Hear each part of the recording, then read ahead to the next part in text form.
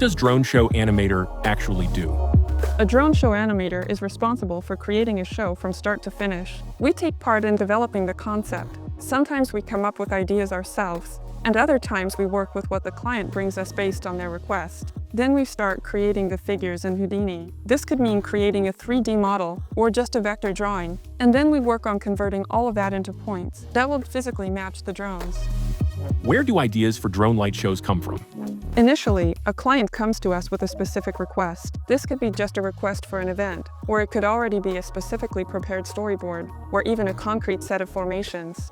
Then there's a process of discussing this information, where we identify certain themes, specific formations, and particular scenes that we'll be working with further. Depending on how we proceed with the client, we arrive at a specific list, which we then use to start drawing. We develop all the formations individually, get them approved by the client, and then start putting them together. How do you refine animations for your clients? We have a drone show director who works on developing the idea and coming up with interesting ways to present the formations. She can suggest additional scenes or specific designs for the scenes or complex transitions. And she incorporates individual client requests into the overall picture of a seamless, unified show. What kinds of shows do you make?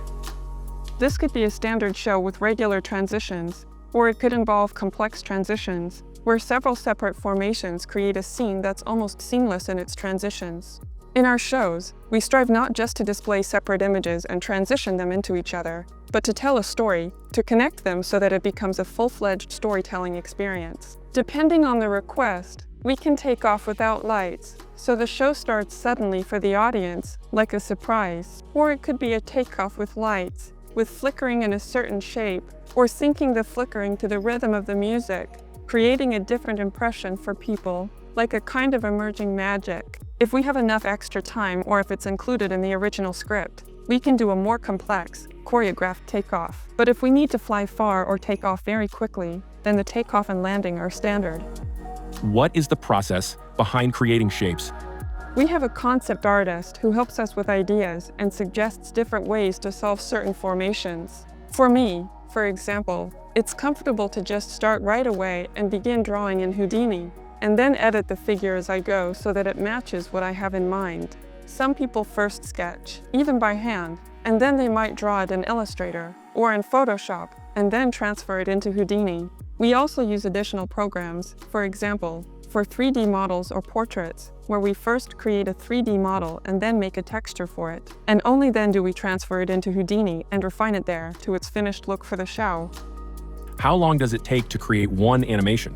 Well, it depends on the deadline. On average, we plan about 2 weeks to create a show, from the start of drawing to launch. Sometimes it can take a little less time. Sometimes the animation approval process takes longer, and then the actual launch preparation goes pretty quickly. But I'd say about a week or 2. How many drones are used in a typical show? We create shows ranging from 100 drones up to 10,000. And each show requires an individual approach. It's not necessarily true that a show with 100 drones is easier than 1,000, because 100 drones come with their own limitations. Sometimes it's really hard to draw what the client wants with such a small number, but we always try to accommodate and find a solution. Shows with 1,000 drones and up require a completely different approach and a different understanding of the figures. If you're working with a small number, you have to focus on the overall shapes and lines. But with a large number, you need to pay attention to the details, the scale, and also take all of that into account during simulation when you have to make it flyable. So every show is unique. You might have a simple show with 1,000 drones, or a complex one with just 300, but they're all awesome. What is the hardest part of the job?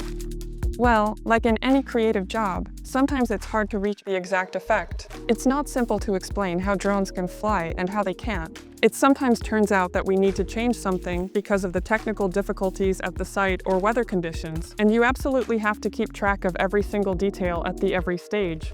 You have to keep track of everything because it's not just the pilot's responsibility, but also the animators, to ensure the safety of the flight, to make sure all the figures are drawn correctly, that there are no mistakes, that the transitions, takeoff, and landing are safe, and that the drones don't collide, fail to take off, or fly in the wrong direction. Do you work solo or as a part of a team? Sometimes I work on a show alone, I had a show in Qatar where I had to draw everything exactly according to the timing, exactly to the right size, and to adjust the animation for the screens. Depending on the team's workload, the complexity of the animation, and the deadlines, we can split the animation into several parts, where each animator takes on their own section to draw. And then the lead animator on the project takes all of this, checks it, and assembles it into the final animation. Do animators need to be on launch site? If I'm hired for a set, I can work remotely from anywhere in the world. I can work from home, but I can also work on set. Often, the animator's presence is needed if the set is complicated or requires precise centering. I think it's important to bring animators onto projects so they can understand the scale of what they're working on. What you see on the computer and what you see in real life looks different. It feels much more global when you see it in real life. What happens on a day of the show? Ideally, on launch day, the animator should already be resting because a full test takes place a day or two before the launch. And by then, everything should be ready and there shouldn't be any problems. But things rarely go perfectly. Sometimes you have to make changes right up until the launch, tweaking things, adding figures. You need to send the flight assignments at least 6 to 8 hours before the flight so the team on site has time to prepare as well. But these are exceptional cases, and it's better not to do it this way.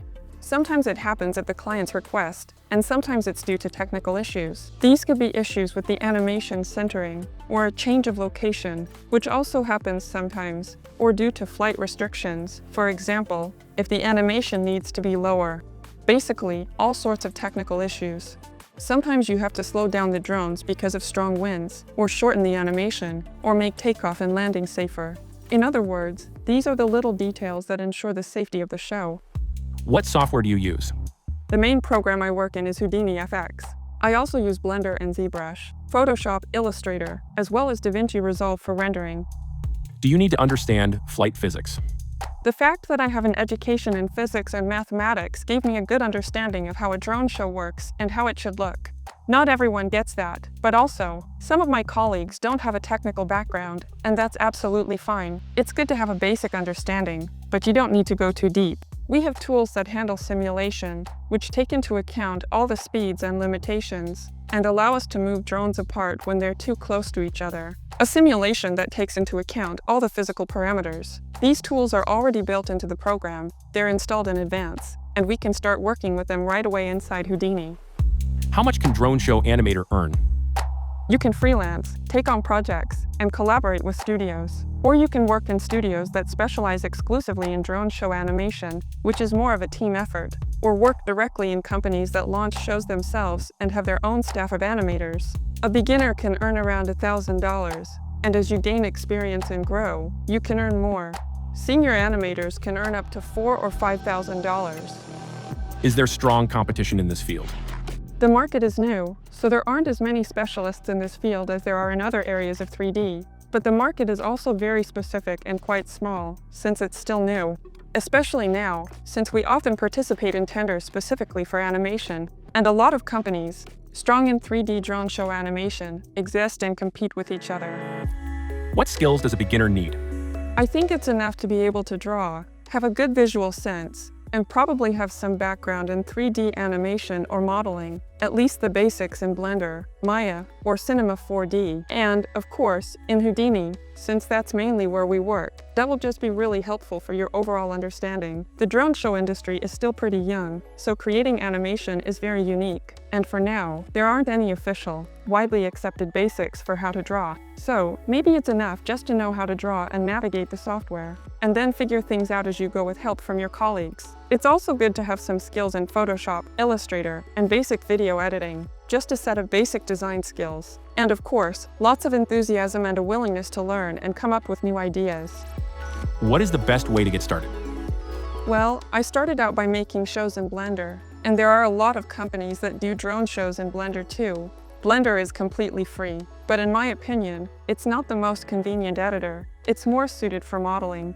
You can learn the basics of being a 3D generalist, but honestly, Houdini really is the optimal choice. It's the optimal software for a 3D animator working on drone shows, so it's worth starting to learn it, working more with lines, with points, with topology. Get familiar with the basics, and then move on to more complex things. Where can you learn drone show animation?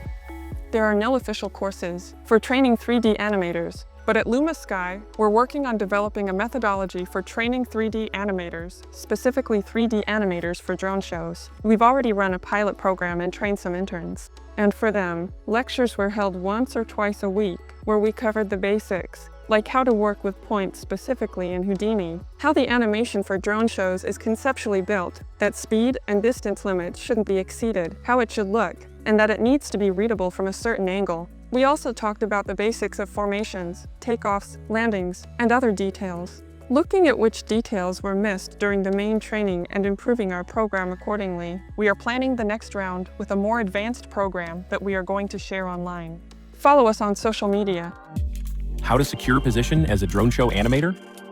Perhaps look for various freelance gigs, or even actively reach out to established drone show companies to see if they currently have available openings for talented animators. And it is quite possible that they might indeed offer valuable internships or comprehensive training programs for aspiring beginner animators. I knew very little at the beginning of my journey.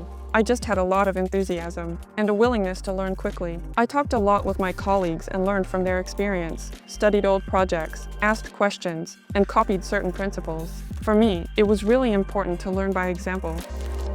What do you wish you knew at the beginning? Well, I guess I would have liked to have a more solid, confident foundation in 3D. At the same time as working, I'm studying it, and I'm learning programming that's used in 3D animation. I'm trying to learn modeling and other necessary skills in 3D. Overall, having a solid foundation makes it much more comfortable, clearer, and you can get into the work much faster. What is a drone show to you? Art, engineering, or magic? I believe it's a form of art, and I treat it as such. Even when I'm working on a commercial project, I always try to bring something of myself into it, to make something beautiful and meaningful. Moreover, there's a difference between what I create and what actually ends up flying.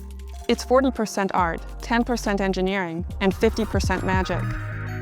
What is the future of this industry? Right now, the market is growing in terms of quantity, and there are more and more really large, global projects appearing. Insanely beautiful, insanely expensive, but at the same time, the market for small shows is also growing. They're happening more often, and they're becoming popular locally. So I would say the market is expanding in every direction. Maybe it's no longer something exclusively luxurious and is becoming accessible to different target audiences. I also think that things will continue to develop and become more complex. The technology itself will also improve, drones will get better, and as a result, things will become more complex, offering new opportunities for animators to create something much more global, beautiful, and interesting.